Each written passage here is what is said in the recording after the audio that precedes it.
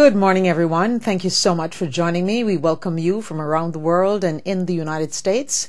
You are watching the Diana White Show live online as we begin right now. And right now, it's kind of troubling to note that the great country of the United States of America, this powerful nation, is being run by politicians in Washington who are holding a 7-year grudge against Chuck Hagel, the president's nominee for Secretary of Defense. Wouldn't it be such a great, wonderful thing if people could get past grudges and malice and do the right thing? I could not believe my ears and my eyes when I saw Senator John McCain saying that it's personal. The blocking of the nomination for Chuck Hagel to be Secretary of Defense, filling a post that has been already basically vacated by Panetta. And I just cannot imagine that these responsible men who we vote for and send to Washington is holding a grudge for 7 years because Chuck Hagel decided to speak the truth and speak his mind and not worried about being politically correct. What a shame. And Lindsey Graham is actually admitting that yes, the nomination will eventually go through. Are we dealing with toddlers in Washington? Or are we dealing with grown men and women who are supposed to be more responsible and set an example for our young people in this wonderful nation? I am just totally amazed, absolutely wowed. An OMG moment. I cannot believe this. I said, oh my God. How many of you out there are living your lives based on a grudge of years and years ago? I don't know, maybe you're allowed to be grudged or grudging or have a grudge for a minute or a moment or a few months or so, but 7 years? Chuck Hagel was against the Iraq war and then he voted for it. Aren't you happy about that? And then, of course, he said some things, harsh words about President George W. Bush. That he's the worst president ever. But how do we hold a grudge for 7 years? I find that impossible to believe. But it came out of the mouth of Senator John McCain yesterday. Is there just not anything that's that important to these guys? That they will be like little children? I don't even think children hold grudges for 7 years. Because they're young and absorption takes them over and, they fluff it off and move to the next friend. But I really and truly question how the United States will move forward with the economy, immigration, jobs, gun control, and all the other important factors that affect each and every one of us. Because don't forget, you might not be worried about the gun next door, and we may not worry about the fire that's next door, because we all seem to worry only about the fire when it's blazing on top of our roofs. Living in grudge and malice for so long cannot be the right thing in the eyes of God or in the eyes of man. How can you run a country And you're holding grudges against each other. And kudos to President Obama, because he is still backing and supporting the nomination of Chuck Hagel for Secretary of Defense. So what are we going to see next week? Or when they come back from break? We wonder how many breaks they take and when do they find time to do any work? Because they always seem to be on holiday and vacation and breaks. We need for our senators and our congressmen and women to do the work of the American people, not to fight against us, because that's how I feel, like they're fighting against us. And as I welcome each and every one of you from around the world and in the United States to watch this program, The Diana Wright Show, live online, and thank you so much as I say bonjour to those who speak French, buenos dias to those who speak Spanish, and buongiorno to those who speak Italian, and of course, to all my English watchers, I say good morning. And what a way to start the program today. Grudge and malice for 7 years. It's personal. How can it be personal when you're running someone's business? And then I just think about all of us out here in the world who are running our lives based on grudges and malice. We need to live inside out and cleanse our hearts of all the hate and malice and envy and jealousy that we possess. And come on the train that I am pushing out of this program. The train that says, I love me. The train that says, if you love yourself, all things are indeed possible. And of course, you need to believe and trust God.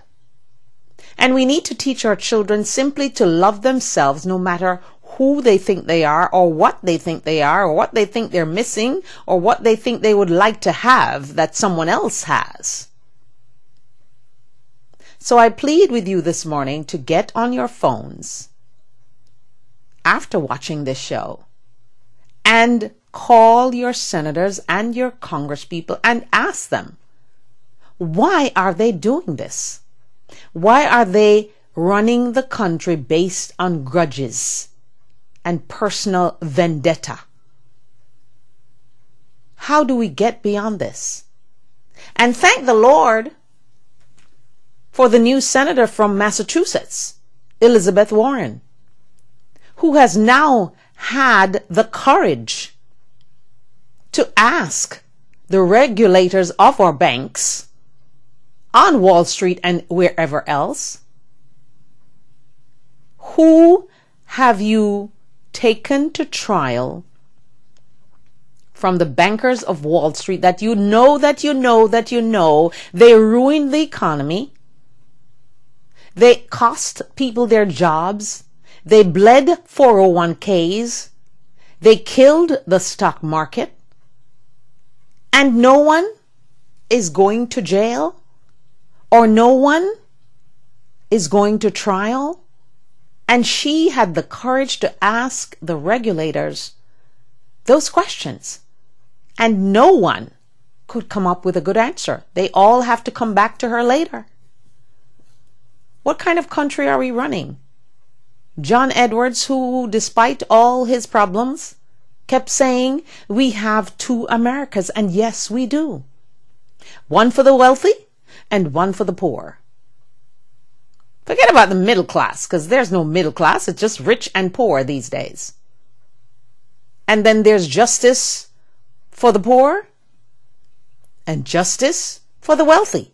Because have no fear and do believe that all those bankers on Wall Street still have their millions and their billions in their bank accounts wherever they are, whether in Switzerland or the Cayman Islands. Some may just be the Bahamas. But where do we go from here? And are we going to continue to have a society with two different sets of rules? For those of us who don't have wealthy attorneys and accountants and people to lobby for us in Washington, who is lobbying for us, the people who vote in the politicians? Who? Because remember now, white men cannot win elections, national ones especially. That was proven in the last election last year, that Mitt Romney got most of the white male vote in the country, but it was just not enough, because you do need some brown people, some black people, some immigrants who are now citizens. You do need the middle class and the poor and the elderly to actually win an election, a national election.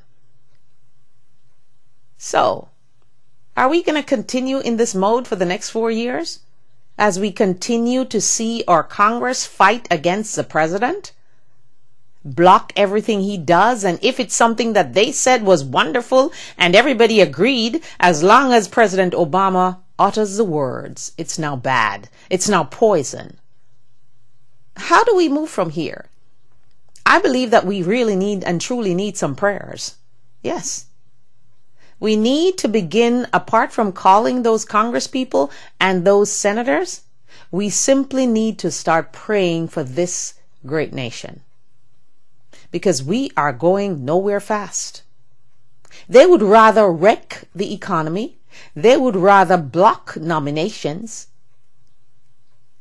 than cooperate. What can go like that? How does that work? And for those of the bankers who are from Wall Street who just never paid for what they did, and we keep hearing too big to fail, so I guess it's now too big to take to trial. And think of the little people out there right now. I watched in TJ Maxx people being handcuffed in the store and taken out because they were shoplifting. Not that I agree with shoplifting by any means. No, you should not be doing that. But it just shows you. In Atlanta, I've watched people taking stuff from Publix and being thrown into the paddy wagon. And you just wonder, why do these guys keep getting away with all that they've done? And all the research shows us that we know who they are. We know who is responsible for the wrecking of the economy. We know who they are. So why aren't they being punished for this? Why are we running a country that has so much imbalance? And as we learn of the plight and the formal charges of Oscar, the athlete that we all were rooting for in the Olympics in London. Oh, what a disappointment. Oh, what a letdown to see that he's now serving, or should I say, the prosecutor says he's not even allowed to get bail until like next week. So they need to have him stay in jail for the murder of his girlfriend. A young woman who was beautiful, who was a model, who was a law school graduate, who had so much promise and such a bright future in the world. But simply because of the gun that we all don't want to get rid of, and we think and feel that we are going to be protected by the gun, it always seems to turn around and kill the people we love. The people we say we love, the people we say we care for, and sometimes innocent people that has nothing to do with you and your gun. So as the parents and family members of that young, beautiful model mourn for their lost soul,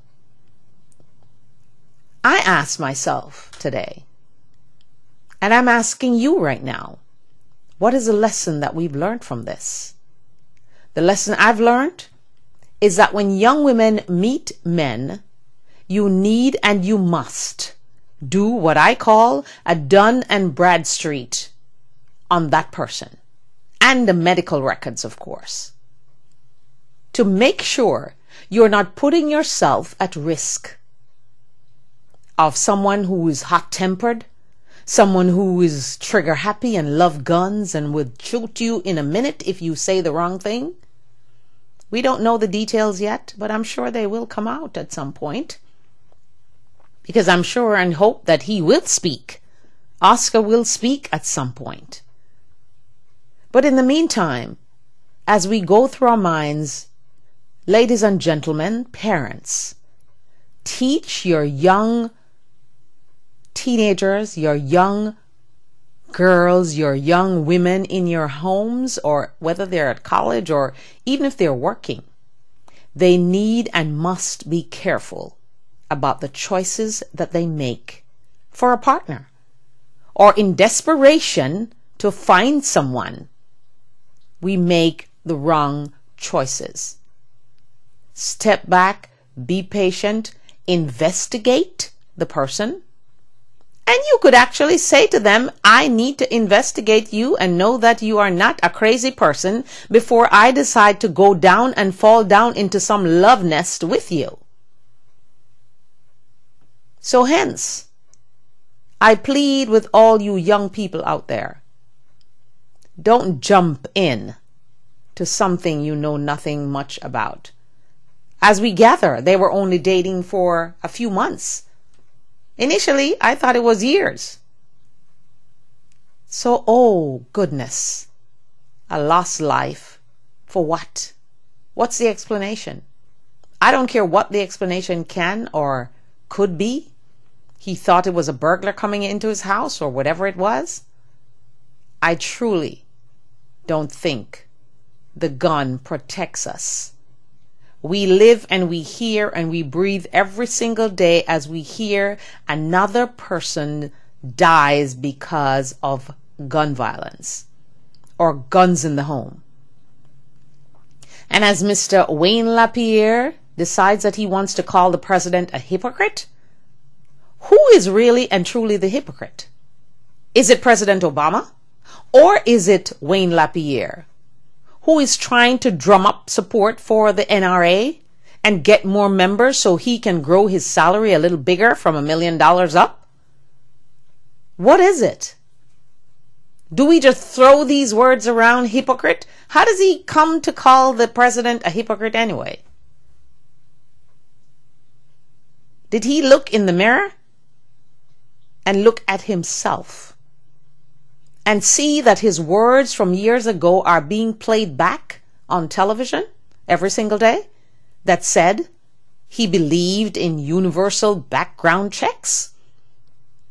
And today as we speak, he says the opposite. So who, Mr. Wayne LaPierre, head of the NRA, is the hypocrite? Is it you, sir? Or is it the President of the United States, Barack Obama? I would hasten to say, be presumptuous to say, that you, my friend, seem to be the hypocrite in this scenario as we speak.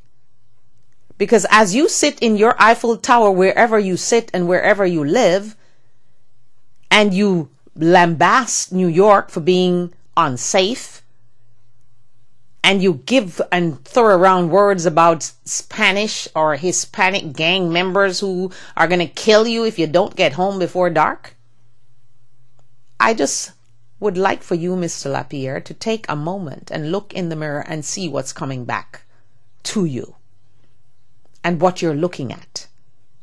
And when you're about to call the president a hypocrite, wonder if you aren't one too, because they actually have the proof.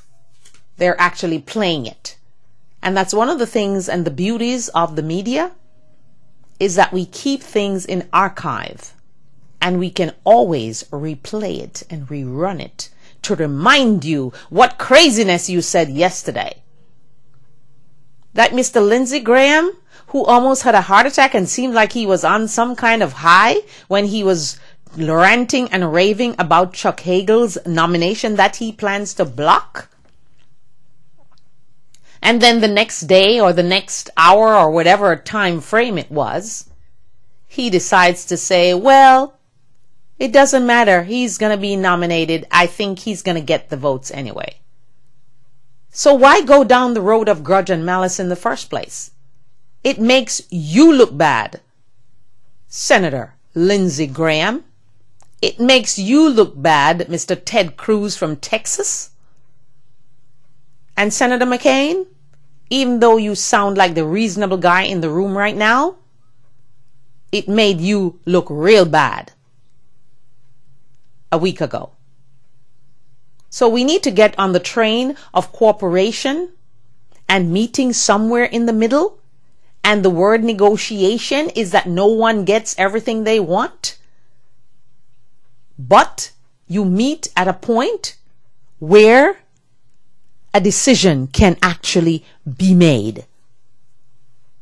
So I just simply ask that we as citizens, we as Americans, get up, stand up, and do something and make our voices be heard by calling. Because that's the only power we basically have, is to use our telephones and call Washington over and over and over and over again until we get some results.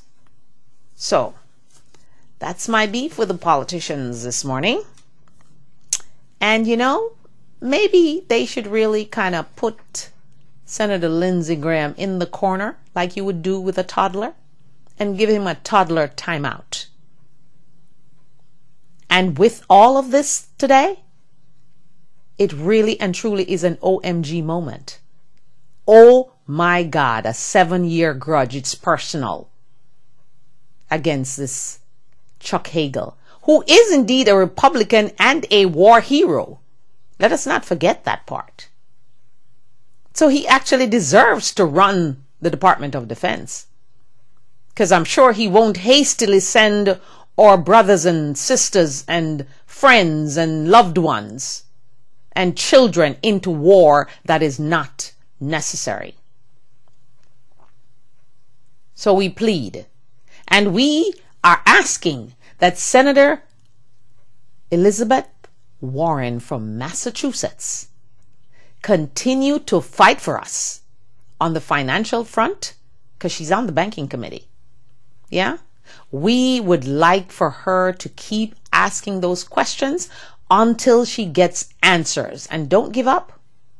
Keep prodding and pressing like the woman with the issue of blood who pressed through the crowd and got to touch the hem of the garment of Jesus. And even though the disciples were saying, "Who is that?" and getting upset, Jesus decided to choose her, give her her miracle, and tell her, "Go now, your faith has made you whole."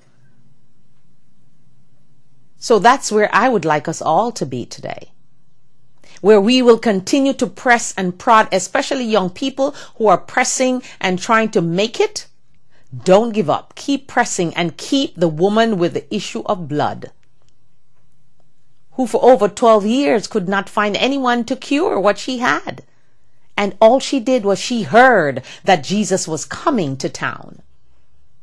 And even though she had resistance and she had to press her way through that crowd, we know the Bible tells us that she actually got to where she wanted to be, touching the hem of the garment of Jesus, and got her miracle. So whatever you do, don't give up. Just keep on pressing and keep on persisting and keep asking questions. There's no bad question, really. Every question deserves an answer. You might not, or you may not get the answer that you want or you desire. But as I tell my daughter every single day, ask for what you want. The answer can either be yes or no. So let's keep that in mind as we go about our day today. You're watching the Diana Wright Show live online, and we thank you so much for joining us. And we ask that you spread the word, tell your friends, Facebook your friends, and tell them to join us here at 10:30 every morning, Monday to Friday, and 8 p.m. Monday to Friday, right here, as we give you a chance to be part of the conversation. You can join us if you please. You can just watch if you please. You can just listen if you please. And you can be part of the conversation if you please. So we invite you to give us a call if you would like, or we just invite you to watch and enjoy the program and hope that we can uplift you or give you some good information, or just give you a good word that will take you through your day to make you want to love yourself and make you want to be yourself, run your own race, not try to run anyone else's race. Because you see, when you try to run someone else's race, you find yourself in the midst of being judged, even when you did not commit the crime. So keep that in mind as you go about your day. And I just want to read you something here that I wrote. 3 most powerful, uplifting, self-esteem, confidence building words. They are, I love me. And for men, simply, love me. And make no apologies when you do so. Because, a lot of us, we say we love ourselves and we're so confident, and as soon as we start being criticized, we go, oh, maybe I, overdid it. Or make no apologies for loving yourself, because loving yourself is the most important thing you can actually do for yourself. No one else helps you to do that. You need no one to approve you for doing that. You just need you. Okay? So pursuing the love of others gives you a sense of joy and happiness, but loving yourself is indeed the ultimate love. Those are some of the things that I wrote down. What are you writing down? What are you telling yourself? What are you telling yourself in your spirit? What are the words you're feeding your mind? I hope it's the ones that says, I love me. And don't forget that come April 30th, the Diana Wright Show live online has declared April 30th as the I Love Me Day. The day that you will take to love yourself. And maybe that's the day that you will start to say, I love me. And I don't care how many times you say it. As many times as is necessary, as many times as you need to say that to yourself, I would love for you to do so. And I would love for you to continue every single day that your children are with you, or even if you have to call them on the phone because they're now adults, remind them to say those 3 words, I love me. All right? Okay. I will just want to move now and go to another topic here. And as I watch those individuals get off that ship, the Carnival Cruise Triumph. Imagine going on a trip called Triumph and you did not triumph at sea at all. You languished in the water. You had bags to use the bathroom. No food. The scrapings. The grouping of getting your cell phone charged so you can keep talking to your family members and loved ones who are not there. What a cruise that we can now label the cruise of a nightmare from hell. Finally, last night, those people got off that ship. It took 4 hours, I'm told, to disembark everyone. And can you imagine how they feel today? I gather that the head of the company of Carnival was going to go on board and apologize to each and everyone. Apology is great, but sometimes it's just not enough. I still ask the question, why did Carnival not send another ship out there to sea to rescue these people quickly so they did not have to suffer the way they did on that cruise sitting on the water? That's just my question. I'd just like to know. And I'm sure as we go about our business and the days go by, someone in the mainstream media will ask the question, and we will eventually know why they did not do so. You could assume that they didn't do that because they probably just didn't have another vessel to send out there. But could they find one? And oh my goodness, if we are on a cruise, is this the way the cruise line prepares for a possible problem? Like fire in the engines and the engines just not working? Is this how they prepare for a disaster? For a tragedy that could take place at sea? Wow. Lots of questions for us to ask today. And as we plan our cruises and our vacations, because cruises are wonderful, it's nice and relaxing to be just at sea with, that calm. But my goodness, they need to do something better to secure our safety, and in the event that there is tragedy. Because as my husband pointed out to me, that yes, Diana, you can do all the checks and balances and check everything before you leave shore. But things do happen. But when things do happen, I truly want to know that there's a better plan than what we witnessed to take care of those 4,000, I gather it was like 4,000 people on the cruise. There has to be a better way to plan this. There has to be a better way to protect people when they leave their homes thinking they're going to have fun, and only disaster meets them along the way. And they have to suffer so much to get back to shore to their loved ones. I just wondered. I hope you're wondering too. And I hope you're asking the questions when you do call to make your reservation. What is your safety and emergency plan just in case something happens? Because things do happen. And sometimes man just does not have the control. Because remember, the ultimate controller is God and his son Jesus. Yeah? Definitely so. So, as we kind of mourn about certain things, I truly in my heart mourn for Oscar Pistorius. I just wonder if there was something in his mind that just made him snap. What could have caused him to do such a thing?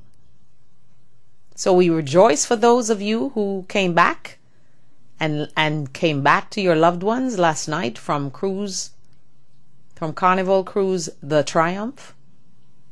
We hope you find some joy and some peace and some comfort in your own beds and your own houses. But I just feel some kind of pain as I heard the prosecutor say that Oscar actually premeditated this murder. Premeditated? Wow. How? And why? And what happened? Are we going to find out what happened? Is Oscar going to speak, or is he going to be silent? I think we need to know. Because when we invest our emotions and our praise and our adulation, and some people gave him icon status, how do we get over this? And will the next great athlete suffer because we don't want to give the other person a chance? Wow. This is really, really big. This is a big moment. A big moment. A big loss for the family. Oscar's family too, because as I watched him cry in his hands and his family was trying to comfort him, I think of the young woman who lost her life because of this, what I call foolishness. Ladies, do not get in too deep into love before you investigate the person you're about to take on. And men, this affects you too. Make sure you investigate that female that you're about to put your life into and with. Because you know there can be marriages of joy and peace and love and happiness. And there can be marriages from hell also. And I'm sure that the family of this beautiful model is now saying that the relationship with Oscar was one from hell. So let's save ourselves that, right? As we are in love and chirpy and feeling good about ourselves. Let's take the time to investigate the people that we decide to go down in love or deep down in love with, or marry, or live with, or have them become our significant others. Take the time, investigate.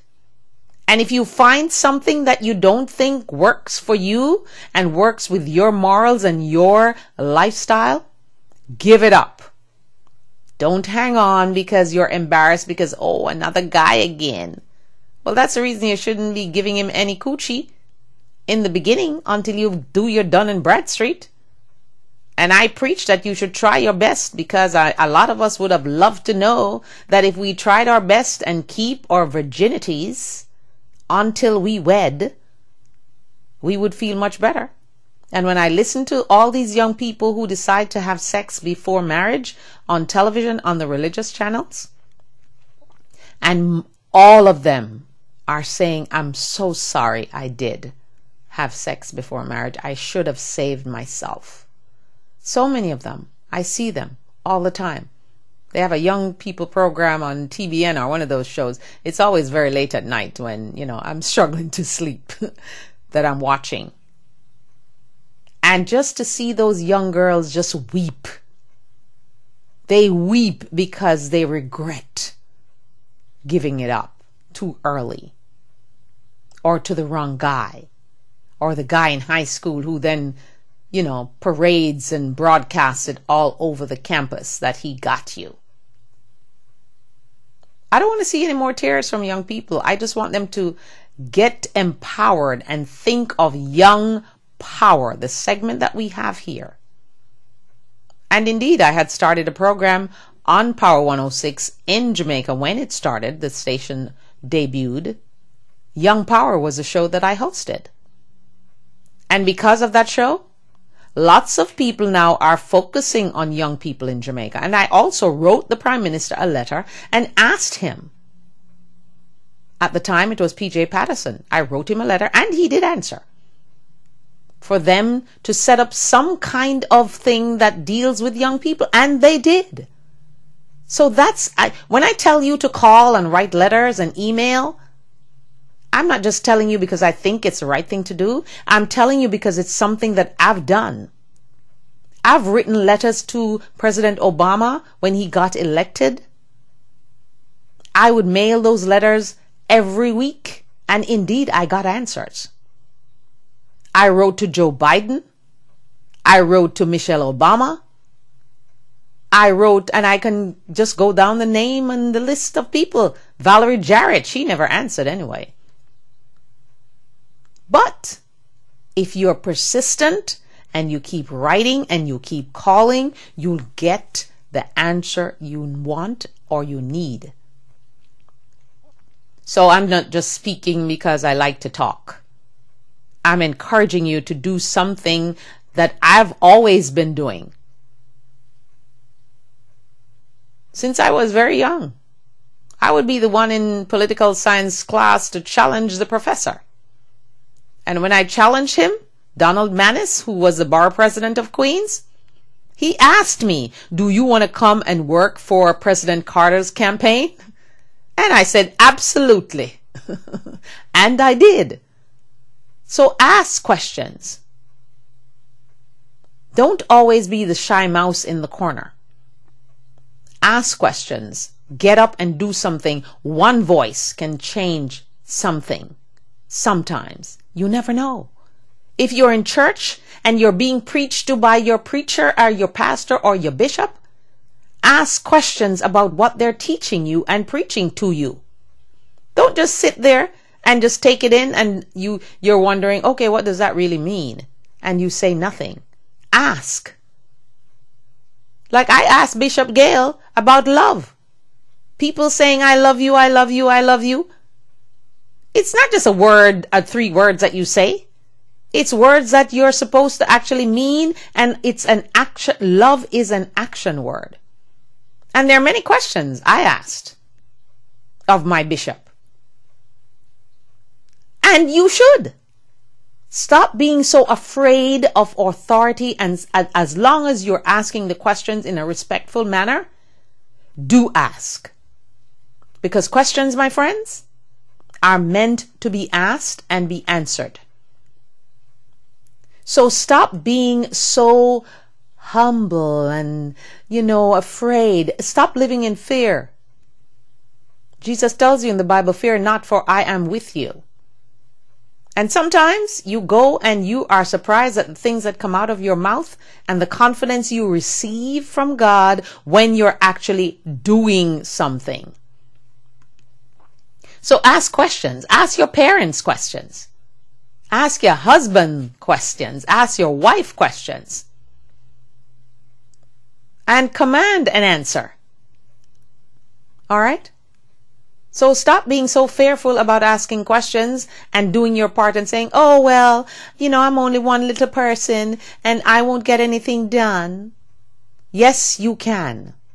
Remember that motto from Barack Obama of 2008. Yes, we can. Yes, you can.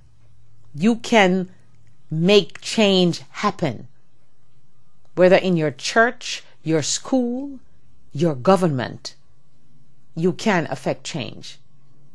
Remember that young lady who got petitions signed with, a stack of pages and took it to the bank when they were trying to charge us fees for everything? And that's another thing. They have our money and they're charging us to keep our own money. That's not right. And she affected change. One young woman, I think she was a college student, she affected change by getting all those petitions signed and delivering it to the bank herself.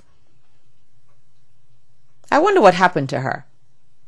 She affected change because all of a sudden all the banks were saying, okay, we're not going to charge a fee anymore.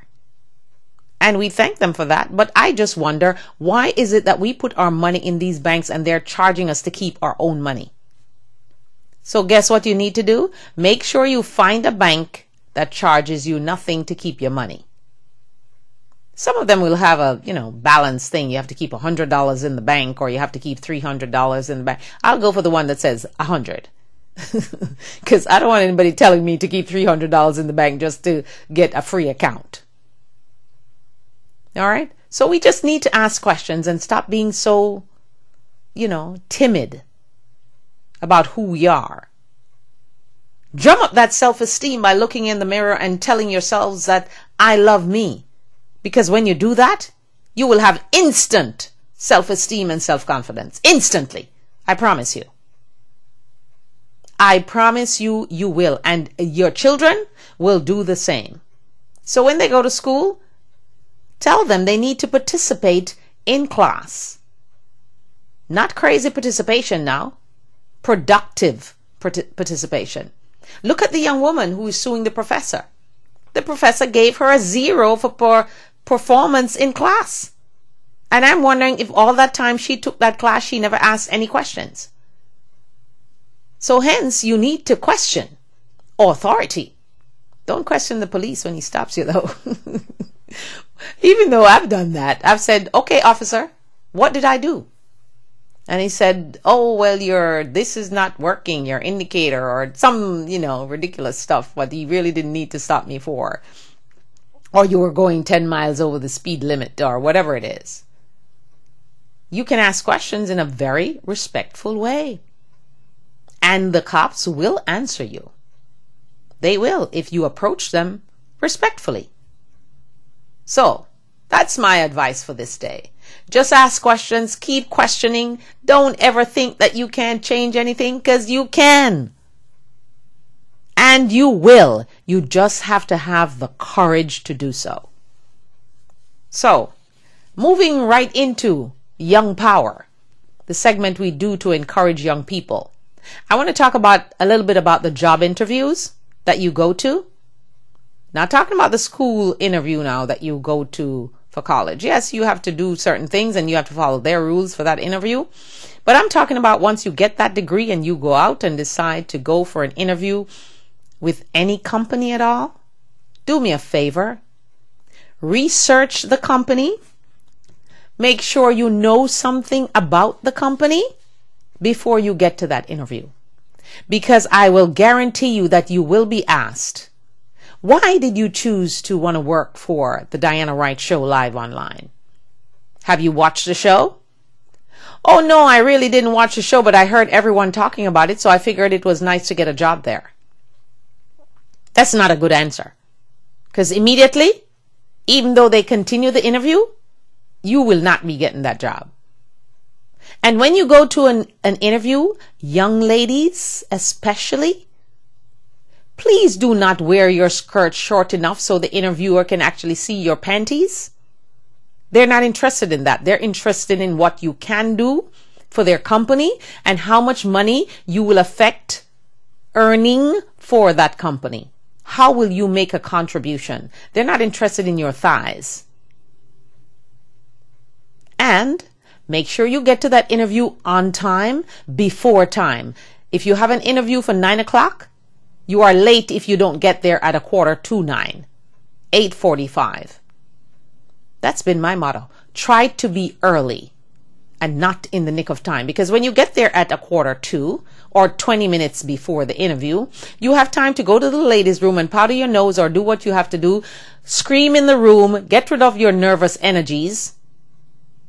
Drink some water so you don't become like Marco Rubio, who says his throat was dry and he was thirsty. And then you sit and you relax for a few minutes. So if you give yourself 15 or 20 minutes, yeah, you can go to the bathroom, relax a little, shout if you want to, because everybody gets rid of their nervous energy in their own special way. So as you do that, and you go back and you sit and you wait to be called for that interview, by the time that person calls you, you're very relaxed and calm. You have gotten rid of the crazy man who cut you off in the traffic. You have gotten rid of whatever bugged you from home, and you are now in the mode of interview. So, what's the next one? Be careful about what you put on Facebook and what you do online, because all companies now are checking your Facebook page, your Twitter page, and anything else. MySpace, is it still alive? I think I see some people still talking about MySpace. So whatever you put out online, make sure it's something that you believe in, that you are proud of, that anyone can look at, and you don't have any regrets about it. So please keep your social media to a respectful place. Do not put out nude pictures on your Facebook page or anything showing any parts of your body that should be covered. And then you go and apply for a job and you get an interview and the interviewer decides to check out your Facebook page. Wow. Can you imagine how you'll be sinking in that chair in the interview? Just close your eyes and imagine what will happen when that person starts pulling up those photos. And nobody's interested in the photos that you put up about your vacation and you're showing yourself in your skimpy bikinis, because that will eventually hurt you when you go for an interview. So please, young people and older people who are going for interviews, I think you kind of got it seasoned. And I hope you have it seasoned if you're going for an interview anyway. Appropriate attire is still required for young people. Even though miniskirts might be looking hot on you when you go to the party, it's not accepted when you go for an interview. I don't even care whether you're going to the store for an interview to be a salesperson or whatever it is that you think is kind of cool. You still need to dress in appropriate attire. And you still need to be properly groomed. A little makeup on your face, ladies, a little lipstick. Your hair neatly, nicely combed. No crazy blue and green and purple colors in your hair. And for the men, you need to have clean shoes on that's polished and shined. A nice pants with your belt in your waist, not your underwear showing or your pants so baggy that 10 people can fit into it. A nice shirt. Well, ties nowadays, I don't even know. So you should research that and see if a tie is required. A nice crisp shirt. Make sure you iron that shirt too, and don't just take it out the dryer and shake it out and tell me it's hot so it's okay. Don't do that.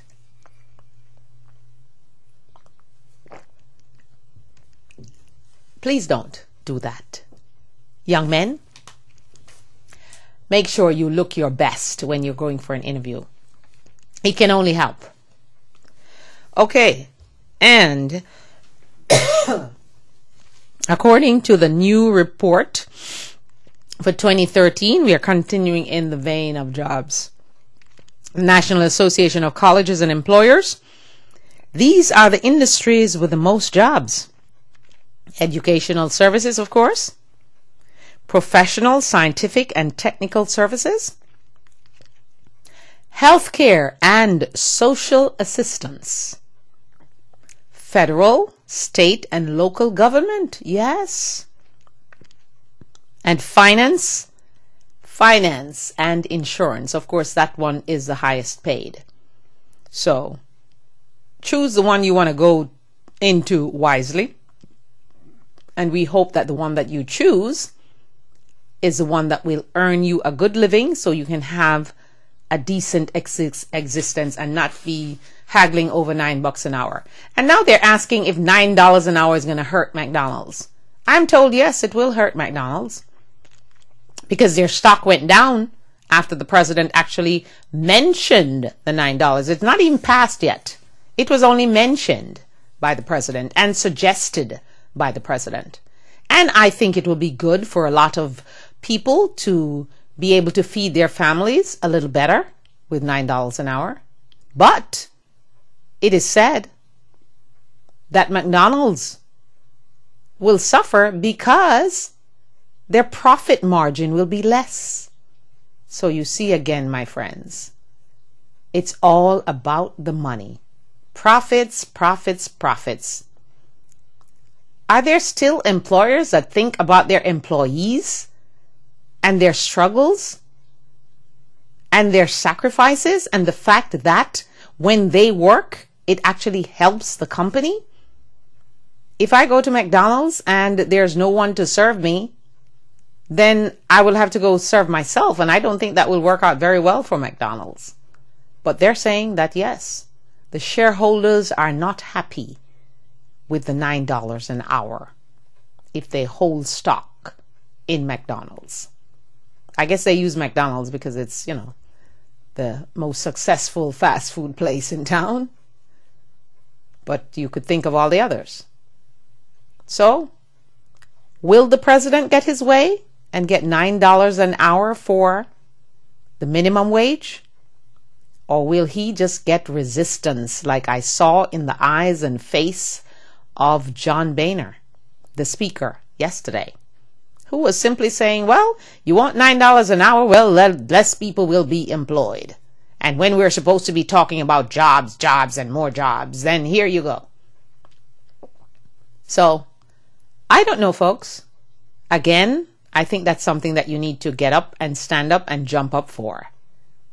If you believe that you deserve $9 an hour, ladies and gentlemen out there, If you believe you deserve that, you need to stand up for yourself. Don't depend on the other person that's going to fight for you. You need to call your congressman, your congresswoman, your senator, and let them know that they should support the president in this venture, and let your voices be heard. Don't just sit back and expect someone else to fight for you and lobby for you. Fight for yourself. Speak up for yourself. It only takes phone calls, and you can keep dialing because most of us, our cell phones that we have, we can make millions of calls and it doesn't cost us anything extra. Right? So dial. If you have to dial 10 times, call 10 times, 20 times, 30 times, 100 times. Then you'll see some results, and get your friends to call and your family members to call. And then you get on your email and you start emailing them too. So you'll be doing things to help yourself. So if you're one of those people who are making $7.25 an hour right now, and the possibility is there because you know the president's heart is in that, I would start calling right now. I would start lobbying for myself right now. I would start writing letters. Nobody wants to write letters anymore, but I would suggest that you write a letter, because letters do get in and they do get read. I don't think they're thrown into the trash. And if you keep mailing that letter every single week, every single day, trust me, someone is going to answer you. May not be the answer that you want, but at least you tried. At least you did something to affect change. At least you can say you did something to help yourself. And if indeed the $9 an hour does not pass, you can say, yes, it didn't pass, but I made the effort. I did my part, and I feel no guilt about that. And that's what I encourage you to do today. So if you're for $9 an hour minimum wage, which it really should be, get on the phone, get on the email, get writing a letter. And you don't have to write a whole long letter, telling of all kind of things. Just tell your own story. If you're a single parent, tell your story of your struggles with $7.25 an hour and why you think you deserve $9 an hour, because you put your effort in and you're helping the company to grow. Whatever it is, tell your story. Remember now, you are the movie star of your own movie, and that is your life. You're the star of your own life. So get writing. Single mothers out there. And a lot of young people who work at Burger King and McDonald's and all those places that pay $7.25 an hour. You're the one that's going to benefit. So you need to get up, stand up, and do something for your rights. All right? So I'm just encouraging you to do that today, and hope you will find it in your spirit to do so. Young people, older people, medium-aged people, whatever label you put on yourself. If you believe in that $9 an hour increase in the minimum wage, please make your voices be heard and your presence felt.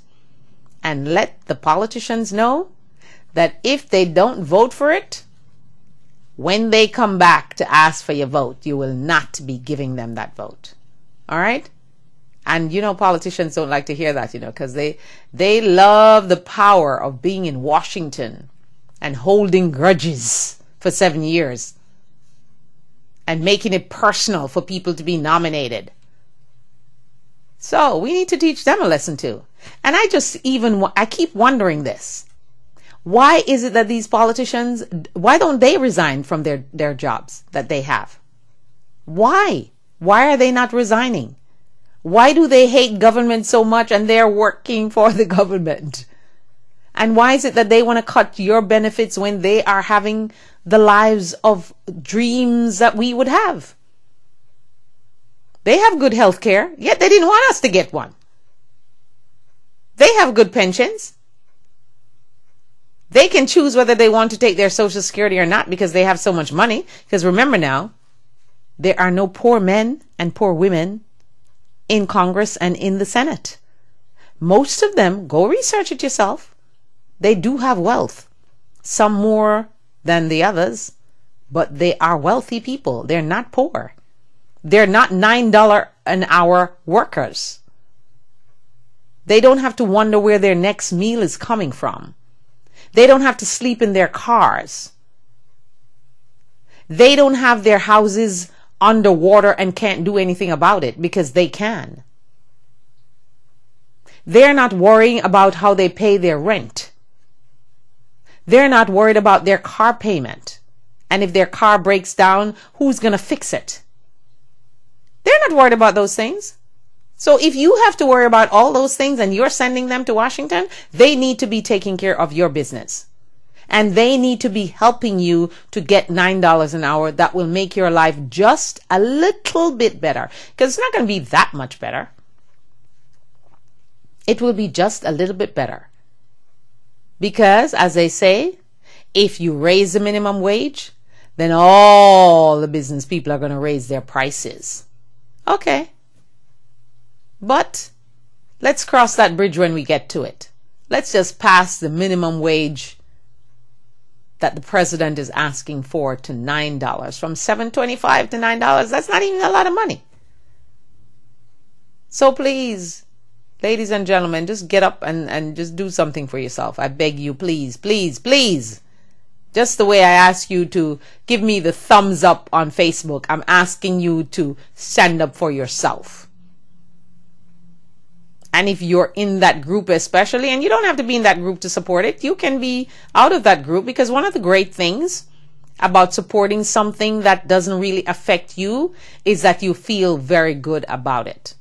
I was listening to an interview with one of the young men from the Ravens football team, and he is saying, I'm not gay, but I am willing to put my head out there and support the people and the men on the team that are gay and all those young people who are gay, to stand up and support them. And, you know, some people will say this and that about him or whatever he was saying. But at least he is affecting some change. So also, for those of you who are not earning $9 an hour, you're earning much more and you figure your life is okay and you don't have to help your brother. Maybe you need to pick up the phone also and call Washington. Maybe you need to pen a letter like that doctor in the ER that penned that letter that I read last night on the program. Just to give support to a family who lost a mother and a wife. Yeah? So take time. Do something for someone else. It will just simply make you feel better about yourself. I think so. I really think so. Okay. Moving right along now, let's talk a little bit about your health today.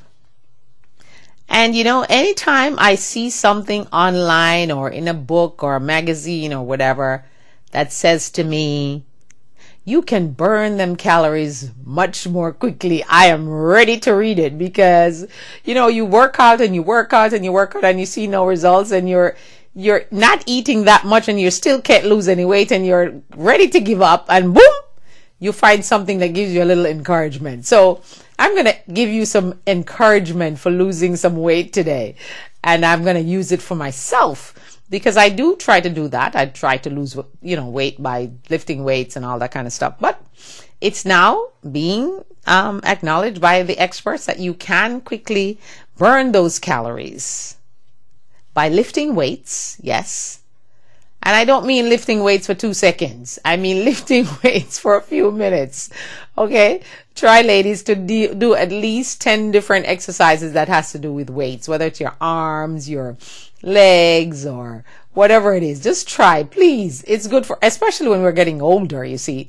It's good to keep our muscles tight and in place. So lifting them iron is simpler. I heard one bodybuilder, a female bodybuilder, she said one time, I heard her saying, I just sat down in my couch one day, drinking my soda, and saying to myself, wow, as I watched a program, she said she was watching some show, and she saw this older woman that was in her 60s. I think it was Oprah's show she was watching. And the woman was in her 60s, and all she did was lifting weights. So she said to herself, well, if she can do it, I can do it too. And she said she put the soda bottle down, went and got herself some weights, and my goodness, her body looked great after just like a year. So we can all do it. It just takes work and pain and sweat. And I know a lot of you black women, especially with the weave in your hair, you don't want to sweat because then you have to go deal with your hair. And if you don't even have a weave in, black women are just not exercising. And when I ask them why, they tell me, I don't like to sweat. I don't want my hair to get wet and spoil my hairdo and I have to go to the hairdresser again. I can't afford it. Yeah, I've actually asked people that and they told me that. So I am encouraging you ladies to lift the weights. Lift the weights, especially if you're over 50 or over 40 or even over 30. Because age is just a number, really. You're as young as you feel and as young as you look. So lifting weights is good. They said you should be drinking a lot of green tea. Now, we've heard that several times on Dr. Oz and several other shows in magazines. So I guess it must be true. Drink lots of green tea. And interval training is good. You know, you mix up your routine. You do fast, then you do slow, then you change up and you do interval training. It's very effective, I'm told. So we need to try that. You notice I said we. We need to try that, interval training. But if you have problems with your knees or whatever, some parts of the interval training might not be good for you because, you know, do that running, fast running, as they normally recommend, might not be working for your weak knees. So you just have to pick the ones that work for you and the ones that really give you results, because you do know that not every exercise works the same way for everybody and every body type, right? Because lifting weights for you might be great, but then lifting weights for me might not be that great. Running might be good for you. Running might be bad for me. Walking is good for everyone, they say. But then there are some exercises that you just, you know, you do and you're wondering, where is the result? So keep that in mind as you choose. Yoga and stretching, very, very, very important. Even ladies, even if you don't want to sweat, do some yoga, do some stretching of your muscles, stretch your muscles out. Some of the models say that's majorly what they do, is yoga and stretching. So it actually works, says the experts. Eat more foods with iron. Now that one is a little new for me. And they're recommending that you pick the foods that are iron rich and eat more of those. Especially for those of you who tend to be on the anemic side. If you're anemic, you need more iron. So they're suggesting that you eat lots of food with iron. Sleep more. You know, I keep hearing that sleep more thing, and I'm wondering, how do they really expect you to sleep more when life is so stressful? You try, and you try, but some of us just have difficulty sleeping. Now, I will sleep if I'm not worried about anything, and most of the times I try not to worry about stuff because I kind of find myself just wanting to live in the supernatural and knowing that God is truly there for me and I shall fear not because he's with me. I try to think and have my mind in that mode all the time. But sometimes you do find yourself drifting out of that mode. So I encourage you to live in the supernatural and know that God is always there to provide and protect and take care of you, because that's what he promised based on what we read in the Bible. So sleep, you know, a lot of people are getting hooked on these sleeping pills. I don't really suggest that mode, because if you're, you know, some people can take sleeping pills and keeps them awake, so they have no sleep at all. So be careful with stuff like that. Some people are told to drink warm milk Some people, there are other things that people do to get to fall asleep. Some people cover their eyes with, a blindfold to make it real dark.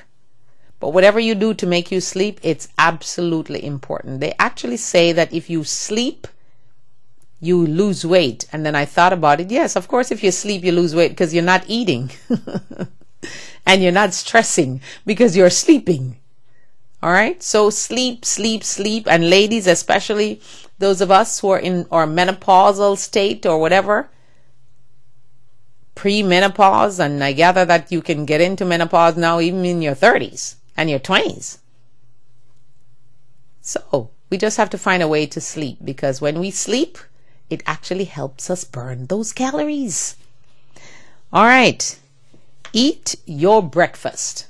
Now that one I can't wrap my head around. I've never been able to, because breakfast for me, when you wake up in the morning, are you really hungry? Shouldn't you just be eating when you are hungry and not because it's breakfast time or lunch time or dinner time? Imagine if we all ate 3 meals. And when I say meals, I mean big meals. Breakfast, lunch, and dinner. How fat we all would be. So I'm an advocate that you eat when you're hungry. And I, for one, when I wake up in the morning, the first thing on my mind is not food. Is food the first thing on your mind when you wake up in the morning? I'd like to know that. Because if you try to force yourself to eat breakfast, breakfast is good. Because if you find yourself actually eating breakfast, like, sometimes you go on vacation and you kind of fall out of your routine and you eat breakfast, you find that you really are not hungry for the rest of the day. So I guess they do have a point about eating breakfast, but I just find it hard to eat breakfast in the mornings because I'm just not hungry. And I believe that you should only eat when you're hungry. You should not eat because someone says it's breakfast time, lunch time, and dinner time, and supper time if you're British. So let's hope that, you'll find your own groove and run your own race on that one.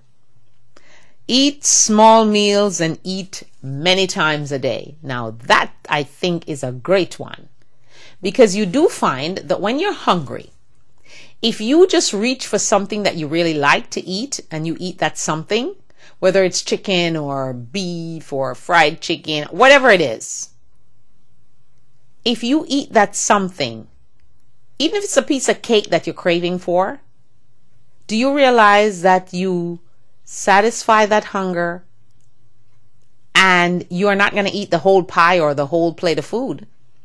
Because if you tell yourself that when I eat, I'm not supposed to be eating until I'm full and stuffed, I'm just eating to be satisfied, you'd be surprised how your eating habits change. Because you do find that when you eat a small portion of food, it satisfies you. It doesn't fill your stomach.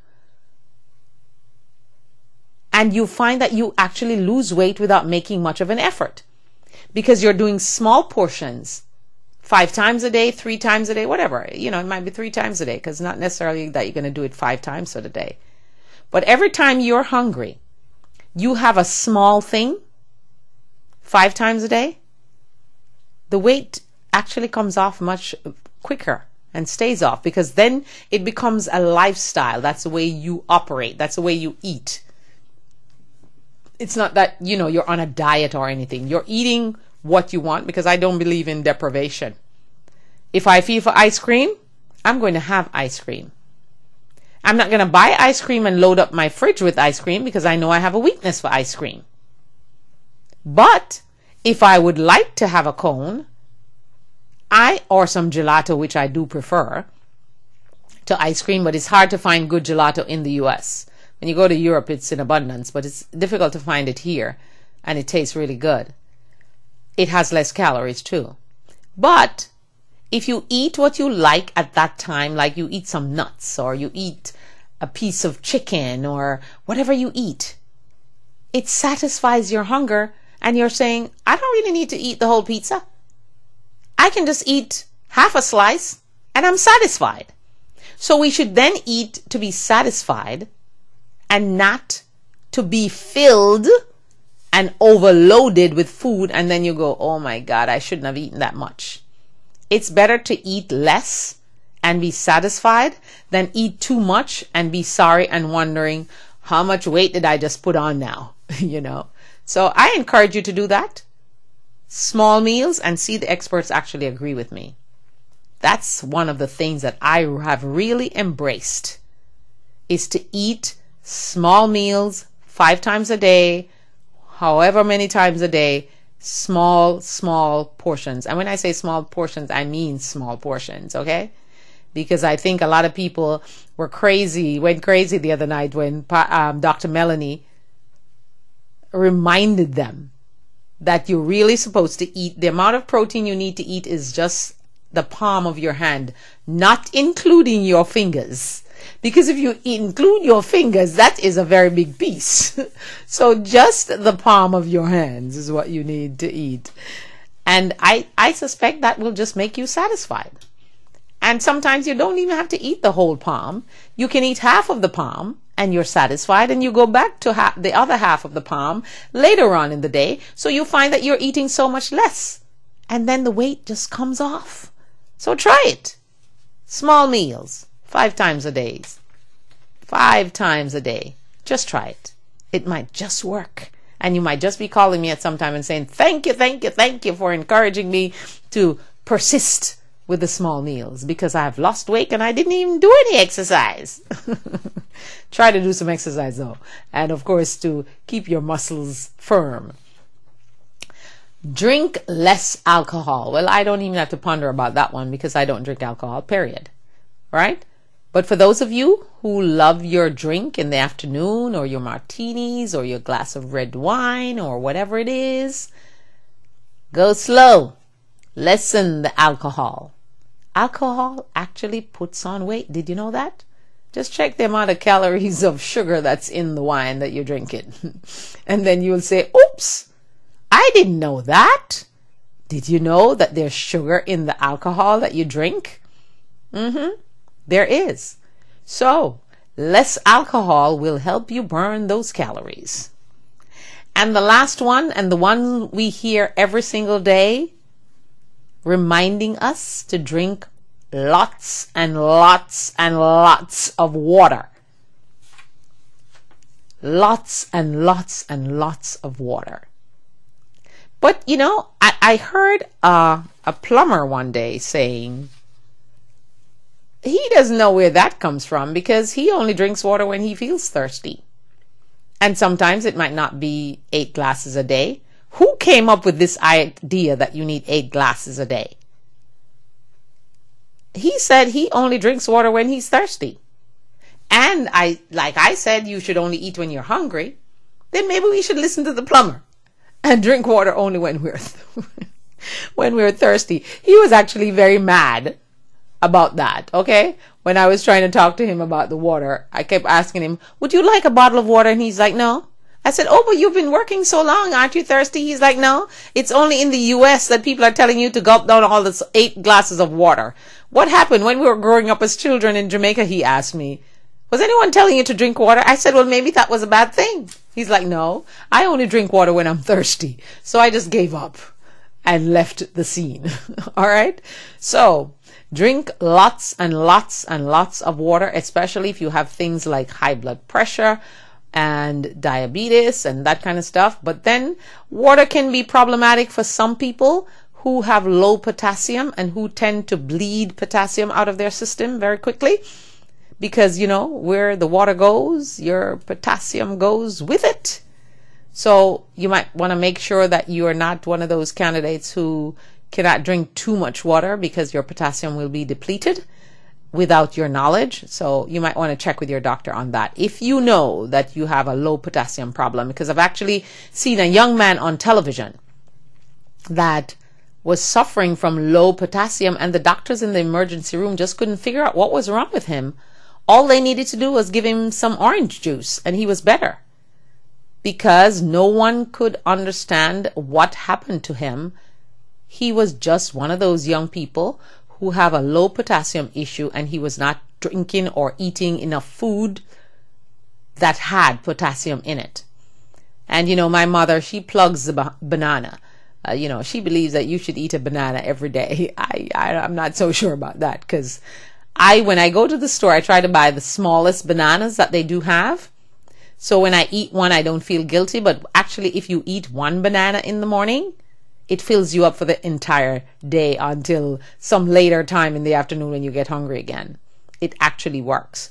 But don't buy the huge bananas, because when you buy that huge banana, you're eating the banana and you're like, okay, is this ever going to finish? And then you are overwhelmed by the banana, and then you don't want to eat any the next week.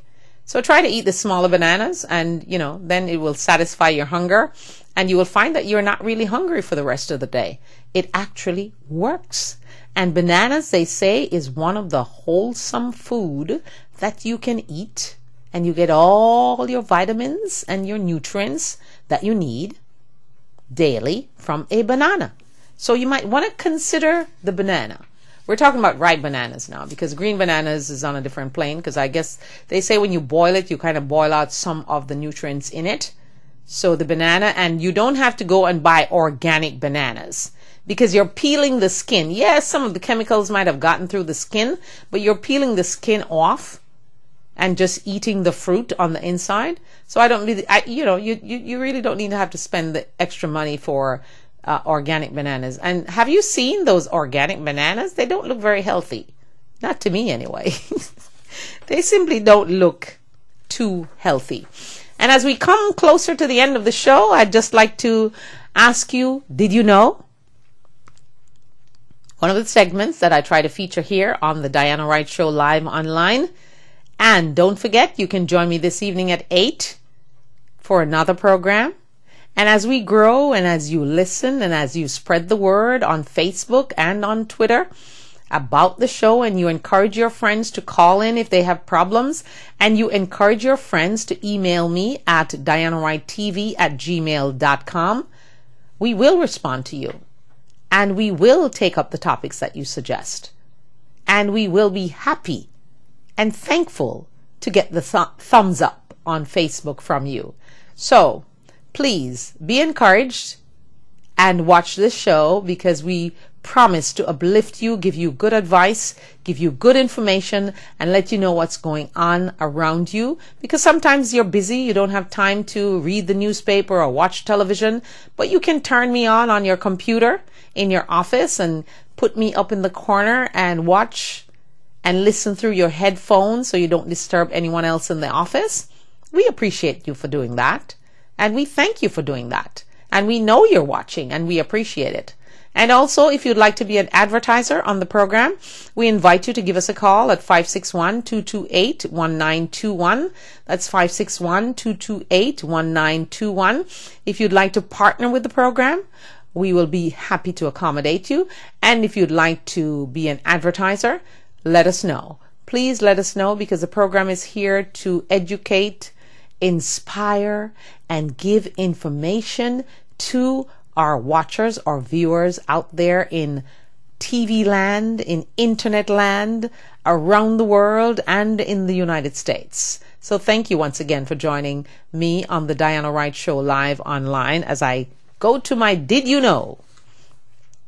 Did you know that the Vatican is an $8 billion global institution? Did you know that? Did you also know that the Vatican has their own government? Yes, they do. And guess who answers the phone when you call the Vatican? The nuns. Did you know that? Well, I'm sharing with you. I just thought you should know. $8 billion. A global institution, because remember, you have Catholics at every corner of this world. You have Catholics. And they have a very big global institution.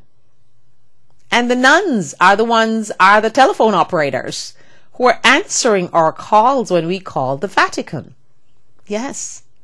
When you call the Vatican because you're visiting Rome and trying to get a tour of the Vatican, the people you speak with are nuns. So be nice. Don't be mean. Okay? When you speak to the nuns.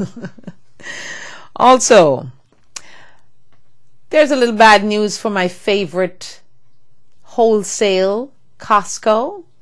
They're being sued by the luxurious store Tiffany. Of course, Tiffany is saying that Costco is being sued because they're counterfeiting their diamond engagement rings bearing Tiffany's name. Wow. I don't like that. I love Costco. And this is called a trademark lawsuit. Costco must forfeit profits from the sale of the engagement rings plus $2 million per infringement. Wow. Do you know how much that's going to add up to? I don't know how many engagement rings were sold by Costco under the name of Tiffany's, but my goodness, that's a lot of money to pay back.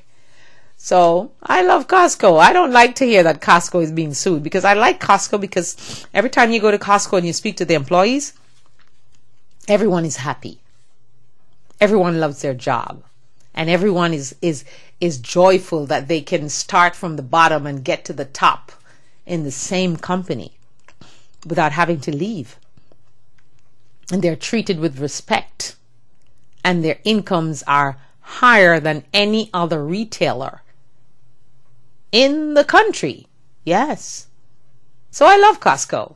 So I'm sorry to hear that Costco is being sued. So I hope they sort it out and Costco is in the clear. All right. So if you're, there's some people who are Costco maniacs. I'm not one of them. I just love Costco, and I love to go into a store and I talk to people and they're so happy and willing to serve you and help you with anything you need to find. And they will tell you, wow, we don't want to leave this company. We're happy working here, that kind of thing. I really and truly appreciate that with Costco. And the CEO of the company, he was at the Democratic Convention last year, and he spoke, and I was so respectful and so overjoyed to see and know the way he operates. And if you go and you research him, he lives in such humility. He says the only luxury that he has is his plane, and he only has the plane because he has to go and service all the stores. And he does that on a daily basis. So if he should take, regular commercial airline, he will never get anything done. So that's the only luxury he has in his life, is a plane. So we applaud him for that. And also, he treats his employees very well. He goes down on the floor, be with them, find out their concerns, their suggestions and all that. And his office is actually just out in the main hall with everybody else. He doesn't have a secret throne that he sits on. So we applaud the CEO. I think he's retired now anyway, but he's still, it's a day-to-day part of the company, for being such a wonderful boss. We need more of those.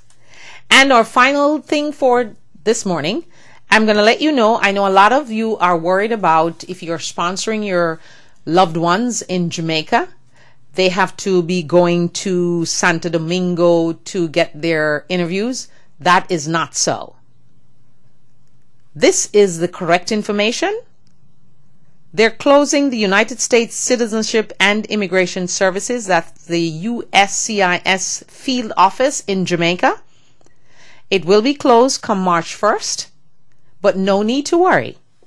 You don't have to travel to Santo Domingo where the new office is going to be opened. It's going to be moved from Jamaica to Santo Domingo. But have no fear.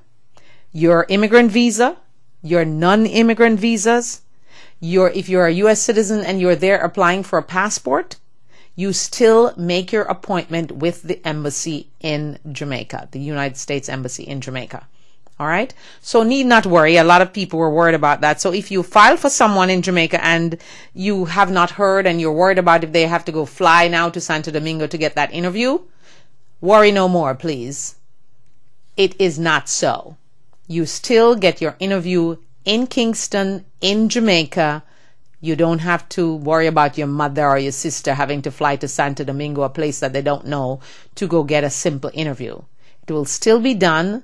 And also, for your information, the USCIS has never been the place that you get your interview from anyway. It's just an office that is there, but they're moving to Santo Domingo. I don't know why. I'll try to find that out for you. But that's what I got to give to you today. So if you're filing for those loved ones in Jamaica, need to worry no more. They don't have to fly to Santo Domingo for that interview. Their interview will be right there in Kingston. As always, nothing has changed. All right? So keep that in mind as you ponder your day, because I know a lot of you have filed and you were all anxious because now you're trying to figure out, okay, now I'm going to have to pay a fare for my relative to go to Santo Domingo for the interview, and then they're going to have to be put up in a hotel and expenses and all that. Worry no more, because they're moving to Santo Domingo, only that office, the USCIS office, and all your visa needs and wants and your passports. If you are a U.S. citizen wanting to renew your passport in Jamaica, you still go to the same place, the U.S. Embassy. All right, so that's good news. I think a lot of people wanted to hear or would have liked to hear and learn, and I provided that information for you this day. And we thank you so much for joining us, because our time has just about run out. So I read and leave with you the thought for this day that I wrote down, and I'd like for you to keep it in mind as you look in the mirror and say, I love me. The most powerful, uplifting, self-esteem building and confidence building words. I love me. Make no apologies and no disclaimer about loving yourself. I'm not talking about being in love with yourself. I'm talking about loving yourself. So pursuing the love of others gives you a sense of joy and happiness at the moment. But loving yourself is the ultimate love that you can give to yourself. Go out and make it a great day, a super day, a blessed day. And for those of you listening to me who speak French, I say au revoir. For those of you who speak Spanish, I say adios. And for the Italians, I say ciao. And for English folks, I just simply say to you, goodbye, and see you this evening at 8, when we can probably have some more conversation, and I will find some new information for you that you need. Thank you so much for joining me on the Diana Wright Show live online, and we look forward to seeing you this evening at 8. If you love something, set it free. If it comes back, it's yours. If it doesn't, it was never yours. So thank you once again, and have yourself a wonderful, wonderful day.